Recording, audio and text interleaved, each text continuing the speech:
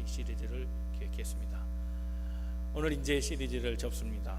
그러나 이 시리즈 이후에도 우리의 인생살이가 더 업그레이드되고 더 행복한 삶으로 인도되기를 주님의 이름으로 축원합니다. 성경에 보면 우리 인생이 불안하고 연약한 것을 얘기하고 있습니다. 우리가 세상에 살면서 행복을 바라지만 행복할 수 없는 이유는 이 세상의 통치가 완전하지 않아서 그렇습니다. 그러나 어느 날인가 하나님의 날이 도래하면 그때는 우리가 완전해질 겁니다. 그때는 온전하게 행복해질 수 있습니다. 예수님이 이 땅에 오셔서 불완전한 인생들에게 행복의 비결을 알려주셨습니다. 그는 이 땅에 공생애를 시작하면서 첫성, 일성, 첫 번째 소리를 이렇게 외치셨습니다. 그에게 하라, 천국이 가까이 왔다 얘기하십니다. 천국이 가까이 임했다, 시작됐다고 선포하십니다. 그 말은 불완전한 세상의 통치가 이제는 하나님의 통치로 변하고 있다라는 것을 얘기합니다. 그 하나님의 통치를 말하면 이제 하나님이 우리를 다스려 주실 것이기 때문에 염려하지 말고 걱정하지 말고 불안해하지 말고 두려워하지 말라, 그렇게 메시지를 우리에게 전해주신 겁니다. 그래서 그의 공생애의 첫 번째 사역은 설교로부터 시작합니다. 우리는 그 설교를 팔복이라 그렇게 말합니다. 가난한 사람, 마음이 가난한 사람 괜찮다. 너희들 가난하냐? 마음이 찢겼느냐? 너희들 마음에 열등감이 있느냐? 너희들 마음에 상실함이 있느냐? 괜찮다. 이제 하나님이 다스리시면 복이 있을 거다. 염려하지 말라 얘기하십니다. 슬픔을 가진 사람이 있느냐? 인생은 다 슬프지. 그러나 걱정하지 말라. 이제 하나님이 너희를 도와주신다. 너희들이 이제 복받게 될 거다. 심성이 너무 좋아서 이 사람 저 사람한테 밀리고 빼앗기고 이용당하는, 그래서 늘 마음에 허탈함이 있고 좌절감이 있는 그런 사람에게 괜찮다. 땅을 뺏겨도 괜찮아. 애통하는 마음 갖고 살아가니 이제 내가 너희를 치유한다. 뺏기지 않게 하겠다. 온유한 자는 다 모든 것 차지하게 할 터이니 더 이상 염려하지 말아라. 그렇게 말씀해 주십니다. 그러면서 그 설교를 끝낸 다음에 오늘 우리가 함께 읽은 7장의 본문으로 넘어옵니다. 이 모든 것들을 이루려면, 즉 행복한 삶을 주의 다스림과 함께 시작하려면 한 가지 너희의 마음에 결단이 필요하다 얘기하십니다. 그 결단, 그것을 이렇게 말씀하십니다. 이제부터는 좁은 길로 가라 얘기하십니다. 사랑하는 성도 여러분, 이 좁은 길로 가는 비결, 이것이 우리를 행복으로 인도하실 겁니다. 하나님의 다스림 가운데 있게 할 것입니다. 오늘 이 말씀을 통해서 좁은 길로 가는 비결을 배워서 하나님께서 우리에게 원하시는 복된 인생 성취하고 살아가는 우리 모든 성도들 다 되시기를 주님의 이름으로 축원합니다. 우리 옆에 서로 권면하시고 말씀 듣겠습니다. 하나님은 오늘도 당신을 향한 계획을 가지고 계십니다. 첫 번째 좁은 길을 선택하라 하는 겁니다. 13절 14절 말씀 한번 같이 읽겠습니다. 시작. 좁은 문으로 들어가라. 멸망으로 인도하는 문은 크고 그 길이 넓어 그리로 들어가는 자가 많고 생명으로 인도하는 문은 좁고 길이 협착하여 찾는 자가 적음이라. 좁은 문, 좁은 길 같은 거겠죠. 근데 좁은 길은 이상하게 사람들이 가지 않는다는 겁니다. 넓은 길, 그것은 사람들이 많이 가는데 결과는 전혀 다릅니다.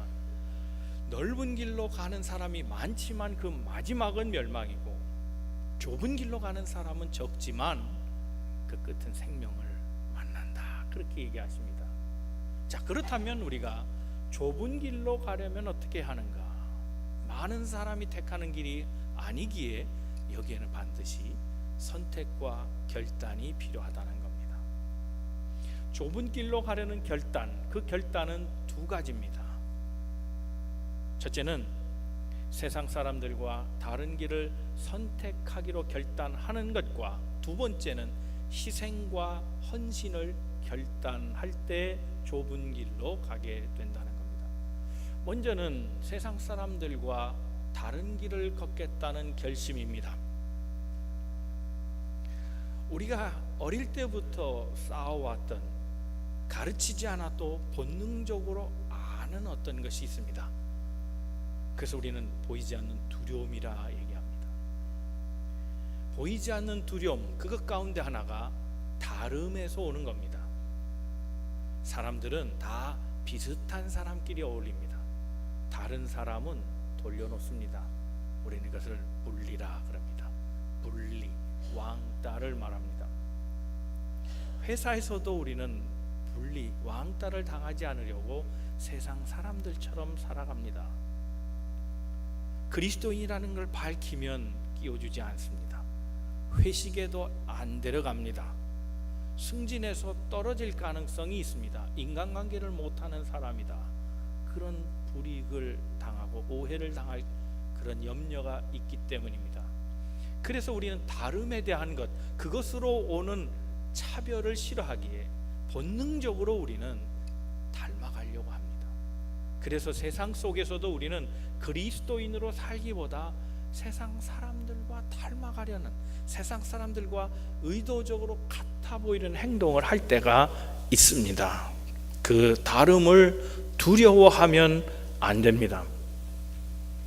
제가 아침마다 기도하는데 고등학교 학생이 기도 제목을 올린 내용이 있습니다. 목사님, 저는 대학에 가서도 예수 믿는 사람임을 증거하고 살아가고 싶습니다. 기도해 주세요. 저들 앞에서 복음을 말할 수 있는 그런 담대한 사람이 되게 해 주세요. 그런 기도 제목을 썼습니다. 저는 그 청년이 매우 훌륭한 청년이라고 생각합니다. 믿음의 청년이라고 생각합니다. 우리 그리스도인들은 세상 속에 살지만 다름으로 살아야 합니다. 같음으로 사는 것이 아닙니다.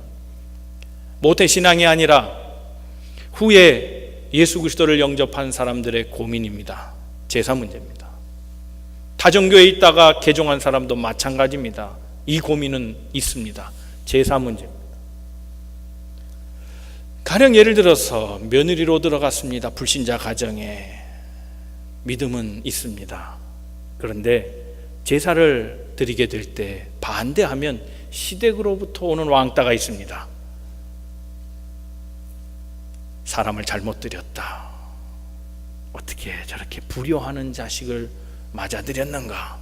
조상도 모르는 자, 핍박이 들어오고 불이익이 올 겁니다.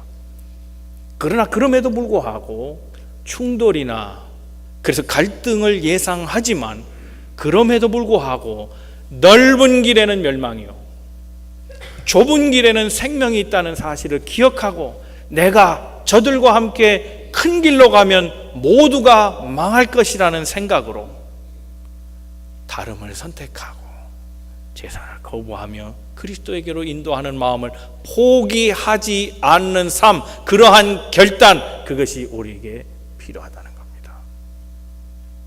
내가 같아지면 그들은 구원 못 받습니다. 나는 혹시 구원받을 수 있을지 모르지만 내가 저들과 같아버리면 그들은 구원받을 수 없다는 사실에 다름은 내 사명이요 나의 아이덴티티라는 사실을 기억하고 그 좁은 길을 선택하는 것. 때로 공격이 들어오고 핍박이 있고 아픔이 있고 그 결과로 왕따를 당할지언정 그렇게 살겠다는 결단, 이것이 좁은 길을 선택하는 삶의 모습이라는 겁니다. 두 번째 다름에 대한 것 이어서 결단할 것이 희생과 헌신입니다.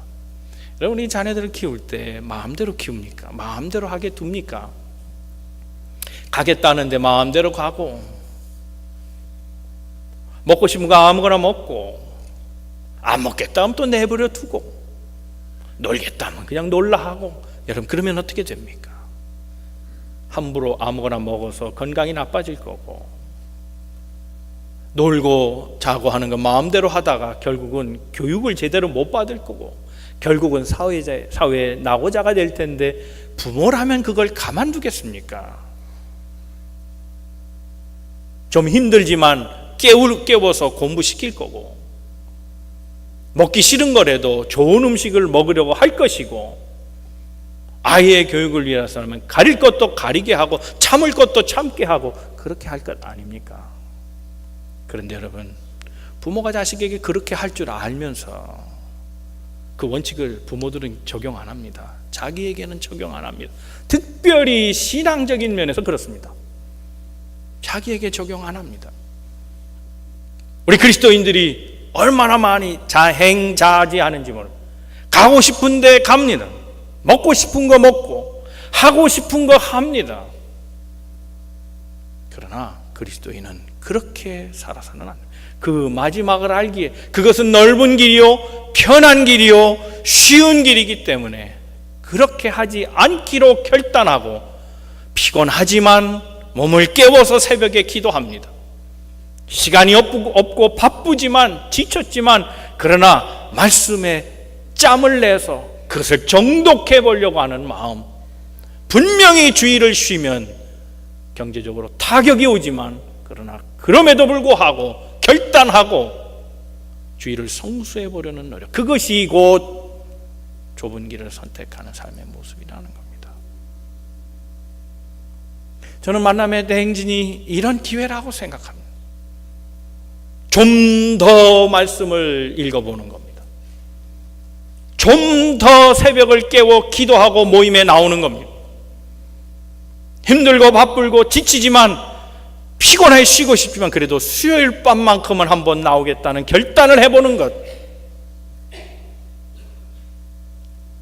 모임의 점수가 카운트 돼서가 아니라 그러나 그럼에도 불구하고 하나님의 말씀을 듣고자 애쓰며 예배하는 자리에 있으려 하고 그래서 주일은 반드시 지키겠다는 그런 마음 자세로 삶을 살아가는 그것이 곧 좁은 길을 향한 결단이라는 겁니다. 아무나 쉽게 영생의 길에 들어가는 것이 아닙니다.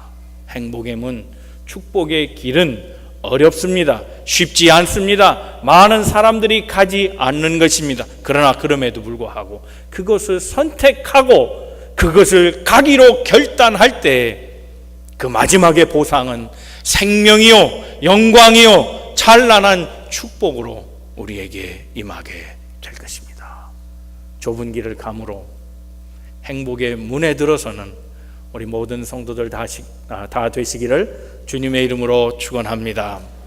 두 번째 생각할 것이 있습니다. 우리 리더도 말로만이 아니라 삶을 보고 선택해야 한다는 겁니다. 우리 많은 경우의 실패가 우리 인도자를 잘못 만날 때입니다.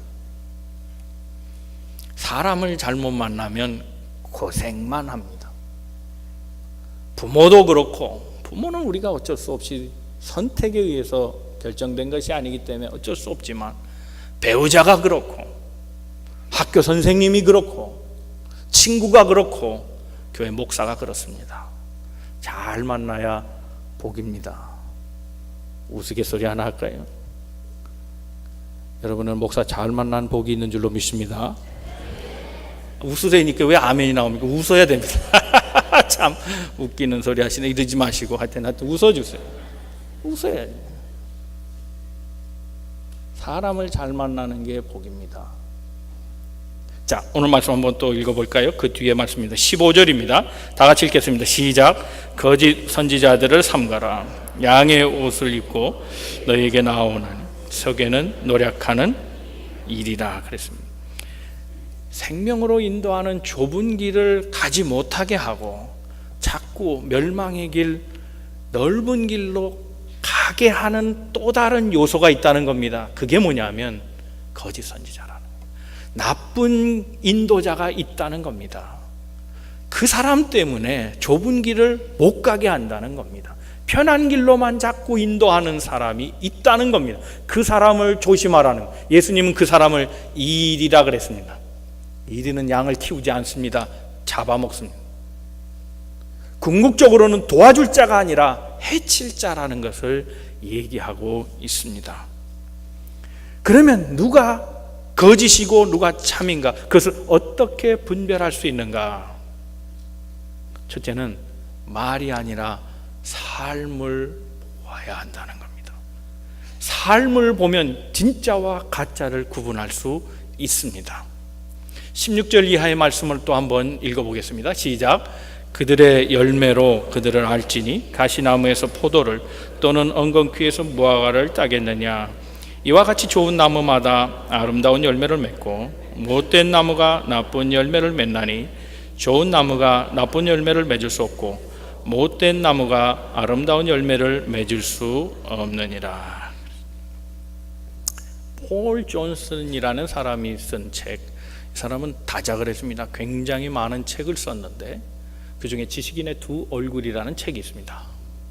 이 책에는 놀랄만하게 우리가 잘 아는 사람들의 이야기가 언급되어 있습니다. 두 얼굴을 가진 지식인으로 표현되고 그들의 겉모양이 아니라 뒷면을 파헤쳐서 적나라하게 폭로해 버렸습니다. 대표적인 사람이 칼 마르크스입니다. 그는 이 세상에 그 어떤 제도나 어떤 정치가 따라올 수 없을 만큼 완벽한 제도를 만들어냅니다. 이상적인 제도죠. 공산주의입니다. 칼 마르크스는 목사의 아들입니다. 그는 성경을 통해 이 모티브를 알았다는 겁니다. 그런데 그가 살아왔던 삶을 보면 그의 주장이나 철학, 그가 만들었던 제도, 정치는 전혀 그와 상관없는 일이라는 것을 알게 됩니다. 그는 노동자를 위해 일한다고 말했지만, 노동자 천국을 꿈꿨지만 자기 집에 하인을 두었으며 그 하인을 45년 동안 임금을 주지 않았습니다. 노동자를 착취한 사람입니다. 자신은 노동자를 착취하고 노동자 세상을 만들고 노동자 해방을 주장하는 제도가 옳겠느냐? 폴 존슨의 주장입니다. 그에겐 딸이 셋이 있었습니다. 딸 셋이 기술을 배워서 아버지의 가르침대로 기술을 배워서 노동자가 되려고 했을 때 딸을 막았습니다. 니들이 왜 하냐? 그건 딴 사람이 일하게 둬라. 너희들은 공부해서 펜이나 잡아라 그랬습니다. 그래서 딸들이 기술을 배운다는 것을 못하게 했습니다. 결과적으로는 세 딸이 일찍 죽습니다. 그 중에 둘이 자살합니다. 그가 어떤 삶을 살았는가, 어떤 교육으로 자식을 키웠는가를 알 수 있는 겁니다. 이런 사람이 만든 제도가 온전하겠느냐, 그 얘기입니다. 우리가 잘 아는 사르트르는 세계관을 얘기하고 인생을 얘기하고 철학을 얘기했습니다. 그러나 그의 철학 속에는 여성이 없습니다. 왜냐하면 여성을 동물로 취급했기 때문입니다. 여성을 동물로 취급하는 사람이 인생의 아름다움을 얘기한다는 것은 어불성설입니다. 해밍웨이, 그는 그의 쓴 작품처럼 살지 않았습니다. 주변의 사람들, 지인들과 동네 사람들은 그를 세상에 둘도 없는 거짓말쟁이라고 욕합니다. 우리가 잘 아는 위대한 교육가 루소는 교육가임에도 불구하고 그는 그의 자식들을 자신의 집에서 키우지 아니하고 고아원으로 다 버렸습니다. 이유는 있습니다. 그러나 그 이유보다 더 중요한 것은 그가 자식을 버렸다는 객관적인 사실입니다. 톨스토이, 그는 기독교 작가로 유명합니다. 그러나 그는 수시로 사창가를 드나들었고, 더 나아가서 여성과 관계하는 것은 사회악이라 그랬습니다. 남들에게는 사회악이라고 말하면서 밤마다 사창가를 찾아가는 그의 작품이 온전하겠습니까? 삶에는 감동이 없는 사람. 그런데 폴 존슨은 그런 지적을 합니다. 이 사람들이 사회에 공헌한 것이 있지 않느냐, 그것으로 봐줄 수 있는 것 아니냐, 이들은 위대한 이들이다라는 지적에 대하여 그는 얘기합니다. 아니다. 그들은 자신의 이익을 위해서 일했고 이익을 위해서 글을 썼으며 이익을 위해서 제도를 만들었다는, 자기를 위해서 만들었다는 겁니다. 그래서 자기들이 받아들여지게 하기 위하여 교묘하게 자기 선전을 하고, 선전이 만들어지지 않을 때는 선동을 하고, 자기의 뜻과 맞지 않으면 맹렬하게 비판하고 남을 죽이고 때로는 버리고 왜곡시키고 그랬던 사람들이 이런 사람들이다. 언급하지 않은, 우리가 아는 놀랄만한 인물들이 거기 다 소개되어 있습니다. 두 마음으로 살아가고, 두 얼굴로 살아가고, 두 인격으로 살아가는 것. 오늘 본문의 말씀에 그들을 비추어보면 그들은 다 거짓 선지자들입니다. 거짓 예언자들, 그들은 이일입니다. 여러분, 누가 사업을 한다, 동업을 한다 했을 때 기가 막힌지 않습니다. 한번 투자하시면 반드시 성공할 겁니다. 돈 좀 빌려주십시오 라고 말할 때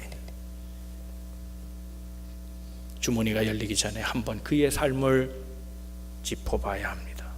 그가 과연 평소에 믿을 만한 삶을 살았는지, 그는 약속을 잘 지키는 사람인지, 그가 과연 성공에 대한 실적이 얼만큼 있는 사람인지 봐야 합니다. 동업을 할 때는 반드시 해야 될 원칙 중에 하나가 배우자를 속이는가 안 속이는가 하는 걸 보는 겁니다. 남자들은 다 압니다. 어떤 사람이 자기 아내를 속이고 있는지 다 압니다. 그 사람과 동업하지 마십시오. 아내를 속일 수 있는 사람은 동업자는 반드시 속일 수 있습니다. 데이트하는 청춘 남녀, 재혼을 꿈꾸는 분들이 있으면 기억하십시오. 달콤한 말 입에 쫙 달라붙고 마음에 쏙 드는 말을 할 때 그를 식당으로 데려가십시오. 웨이터에게 어떻게 하는가, 웨이트레스에게 어떻게 하는가를 보십시오. 사회적 약자에게 함부로 하면 언젠가 그 사람은 당신을 그렇게 처분하고 그렇게 대할 것입니다. 앞에서 보지 말고, 귀로 듣지 말고, 삶을 보고 이면을 봐야, 그의 모습을 보지 말고 그의 모습을 통해 나타난 열매를 보고 그를 따라야 한다는 겁니다. 아무나 상담하지 마십시오. 결혼 상담을 하기를 원하면서 결혼에 실패한 사람에게 찾아가면 안 됩니다. 실패를 통해 얻을 수 있는 건 실패에 대한 교훈뿐이지 성공에 대한 노하우는 얻을 수 없습니다. 교육에 성공한 사람한테 교육에 대한 상담을 하십시오. 기도에 성공한 사람한테 기도에 대한 상담을 하십시오. 말씀에 능한 자에게 말씀에 대한 상담을 해야 합니다. 적합한 자에게 상담해야 합니다. 적합한 자가 누굽니까? 그것대로 살아가는 삶, 아는 대로 살고 배운 대로 살고 하나님의 뜻대로 살아가는 삶, 그 삶을 살아가는 사람들을 지도자로 따르십시오. 그래서 예수님은 두 번째 지도자에게 대한 말씀을 합니다. 이 얘기를 지도자에게 적용시키고 있습니다. 21절입니다. 다 같이 한번 말씀 읽어봅니다. 시작. 나더러 주여 주여 하는 자마다 다 천국에 들어갈 것이 아니요 다만 하늘에 계신 내 아버지의 뜻대로 행하는 자야 들어가리라. 그날에 많은 사람이 나더러 이르되 주여 주여 우리가 주의 이름으로 선지자 노릇을 하며 주의 이름으로 귀신을 쫓아내며 주의 이름으로 많은 권능을 행하지 아니하나이까 하리니 그때 내가 그들에게 밝히 말하되 내가 너희를 도무지 알지 못하니 불법을 행하는 자들아 내게서 떠나가라 하리라 그랬습니다. 이 구절에 보면 예수 이름으로 능력을 행한 사람들의 얘기가 나옵니다. 예수의 이름으로 귀신을 쫓아냈습니다. 예수의 이름으로 병을 고쳤습니다. 예수의 이름으로 예언을 합니다. 그런데 어찌 된 건지 주님은 예수의 이름으로 했지만 주님은 그들을 향해 나는 너를 도무지 알지 못한다 얘기하십니다. 왜 그렇습니까? 여러분, 우리가 먼저 이 말씀을 기억하고 다음 얘기를 들어야 합니다. 저와 여러분이 믿음이 그렇게 큰가요? 아니요, 여러분 클지 모르겠습니다. 그런데 저는 저를 알잖아요. 믿음이 안 커요. 그런데 하나님 목사로 쓰시잖아요. 그런 걸 생각해 보면 믿음 없는 자도 쓰시는 하나님이라면 믿음이 아예 바닥에 친 사람, 믿음조차 모르는 사람도 하나님이 쓰실 수 있다는 사실을 먼저 기억해야 합니다. 민수기 22장에서 24장에 보면 발람이 그런 사람입니다. 이 사람 믿음이 적은 사람이 아니라 아예 하나님을 관계하지 않은 선지자입니다. 베드로후서에 보면 이 발람을 거짓 선지자로 표현하면서 돈에 매수된 자라 그랬습니다. 실제로 그는 돈 받고 예언을 하려고 했던 사람입니다. 그런데 하나님이 그를 막으셨습니다. 그의 입에서 정확한 예언을 하게 하셨습니다. 이스라엘을 저주하라. 돈 받고 사주를 받았지만 그는 하나님의 뜻대로 선포합니다. 이스라엘을 축복합니다. 하나님을 알지 못하는 사람, 하나님의 뜻에 적합한 사람도 아니며 세운 사람도 아닌 발람도 옳은 예언을 했다는 겁니다. 여러분, 하나님 없이 예언할 수 있습니다. 하나님 없이 방언할 수 있습니다. 하나님 없이 설교할 수 있습니다. 여러분, 이제 가려운 걸 한번 긁어드릴까요? 여러분, 어떻게 목사가 진짜인지 가짜인지 알겠습니까? 이러면 좋지 않을까요? 가짜 목사라면 갑자기 설교하다가 입이 딱 막혀갖고 주님 여기 꼬매버리시면 가짜네? 알 수 있잖아요. 하나님 그렇게 해주시면 안 될까요?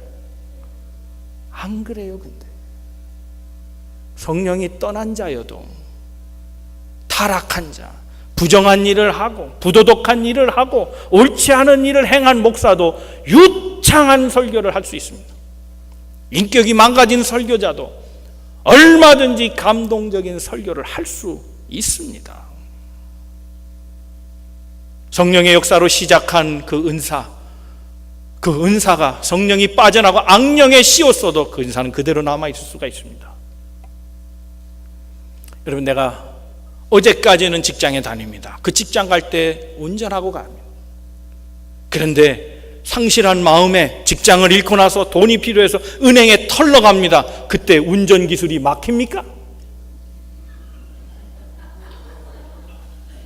똑같습니다. 그대로 남아요. 은사는 도구일 뿐입니다. 도끼자루, 삽자루, 도구입니다. 그건 그대로 남아 있습니다. 악한 자이건 선한 자이건 다 그대로 남아 있다는 사실입니다. 악한 자와 선한 자의 차이가 뭡니까? 궁극적인 차이는 사랑에 있습니다. 악한 자는 능력과 축복만 외칠 뿐이지만 그러나 선한 자는 사랑을 베풀고 살아갑니다. 고린도 교회를 보면 고린도 교회는 엄청난 은사가 있었습니다. 은사가 풍성했습니다. 신령한 은사들로 채워졌습니다. 그런데 바울 사도는 그들에게 경고합니다. 사랑이 없으면 아무것도 아니다 얘기합니다. 사랑입니다. 여러분, 이 말씀에 대한 것을 늘 언제나 내게 적용해야 합니다. 나도 예수 없이 사역할 수 있다는 사실을 알아야 합니다. 나도 예수 없이 방언할 수 있고, 나도 예수 없이 설교할 수 있고, 나도 예수 없이 기적과 이사를 베풀 수 있고, 나도 예수 없이 봉사하며 섬길 수 있다는 사실을 알아야 합니다. 그러므로 날마다 내 안에 예수의 사랑이 있는지 확인해야 할 것입니다. 며칠 전에 재미있는 동영상 하나를 제 페이스북에 이렇게 연결돼서 봤습니다. 누가 보내줬는지 이름은 기억 안 납니다만 재미있는 비디오 클립입니다. 몽골인 것 같아요. 아이들이 모습이 좀 초라합니다. 근데 저학년 아이예요. 근데 한 아이가 칠판에다가 선생님이 내준 문제를 푸는데 못 푸는 거예요. 문제가 이렇습니다. 산수예요. 8 빼기 6은 얼마냐? 그걸 기억을 못합니다. 셈을 못해갖고 쩔쩔매는 겁니다. 그런데 자기 친구는 공부를 잘하는 친구가 있어요. 딱 뒤를 돌아보는데 가르쳐 주려고 하니까 선생님이 옆에서 이러니까 못 가르쳐 주는 거예요. 그래도 답은 써야 되는데 쩔쩔매다가 싹 눈치껏 이렇게 봤는데 됐어요. 친구가 답을 가르쳐 줬어요. 딱 이렇게 가르쳐 준 거예요. 그걸 보고 이 친구가 답을 얻었잖아요. 자신 있게 칠판에다가 씁니다. 8 빼기 6은 V.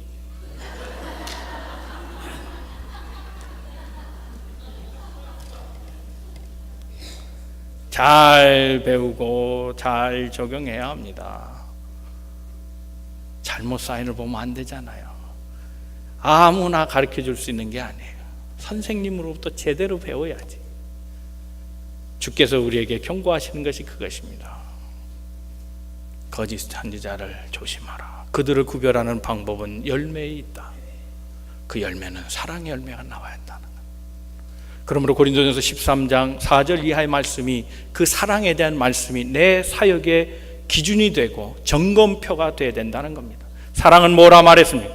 사랑은 온유하며, 사랑은 친절하며, 사랑은 불의를 좋아하지 않으며, 사랑은 늘 바라보며, 사랑은 늘 견디며 등등등등. 그런 내 사역을 통해서 열심히 일하고 수고하고 봉사하고 큰 일을 하는 것이 중요한 것이 아니라, 나는 내 사역을 기뻐하며 하고 있는가? 그게 사랑입니다. 잘 참으면서 하고 있는가? 그게 사랑입니다. 온유한 마음으로 사역하고 있는가? 성내지 아니하고 사역하고 있는가? 그것을 늘 점검해야 합니다. 그것이 진짜 사역자의 모습이라는 겁니다.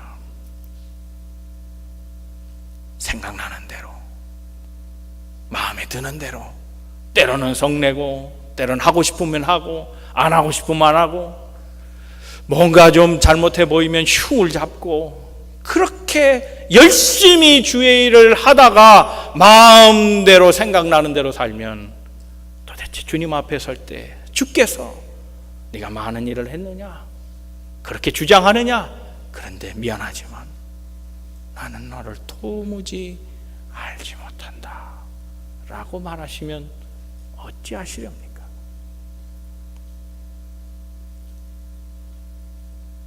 거짓된 사람이 되지 않으려면 사랑으로 삶을 살아야 합니다. 그 열매로 내 안에 있는 예수의 사랑이 풍겨 나와야 한다는 겁니다. 사랑하는 성도 여러분, 사랑하고 살아가십시오. 그것이 우리에게 주신 하나님의 권고의 말씀입니다. 세 번째는 말씀을 삶에 적용하고 살아가는 겁니다. 24절 말씀부터 한번 읽겠습니다. 시작. 그러므로 누구든지 나의 이 말을 듣고 행하는 자는 그 집을 반석 위에 지은 지혜로운 사람 같으리니, 비가 내리고 창수가 나고 바람이 불어 그 집에 부딪히되 무너지지 아니하나니, 이는 주추를 반석 위에 놓은 까닭이요 나의 이 말을 듣고 행하지 아니하는 자는 그 집을 모래 위에 지은 어리석은 사람 같으리니, 비가 내리고 창수가 나고 바람이 불어 그 집에 부딪힘에 무너져 그 무너짐이 심하니라. 예수님은 마지막으로 이렇게 도전하십니다. 걱정하지 말아라. 하나님 나라 가까웠지 않느냐? 그 말은 하나님이 너희 옆에 이제 계시지 않느냐? 그거입니다. 마음이 가난하고 찢기고 아프고 땅을 뺏겨서 억울하고 애통하고 착하게 살려다가 도리어 뒤로 맞고, 괜찮다. 이제 아버지가 오셨다. 그러므로 너희는 이제 마음에 결단하고 살아라. 하나님 뜻대로 살려고 애써봐라. 그러면 하나님이 도와주신다. 그럼 너희들은 넓은 길로 가지 말고 좁은 길로 가라. 너희의 인도자를 잘 구별하고 따라가라. 말로 쫓아가지 말고 그들의 삶의 열매를 보고 쫓아가라. 그러면 실패하지 않는다. 이 말을 들었거든 말씀의 기초를 든든히 하라. 그 말씀이 너의 기초가 되라 얘기하십니다.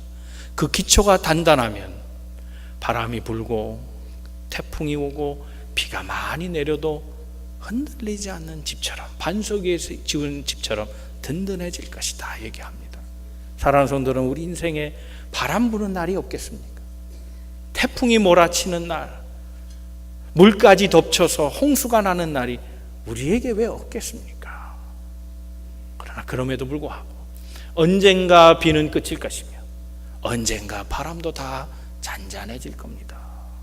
중요한 것은 비바람이 오고 창수가 날 때 말씀의 기초가 든든한가 하는 것입니다.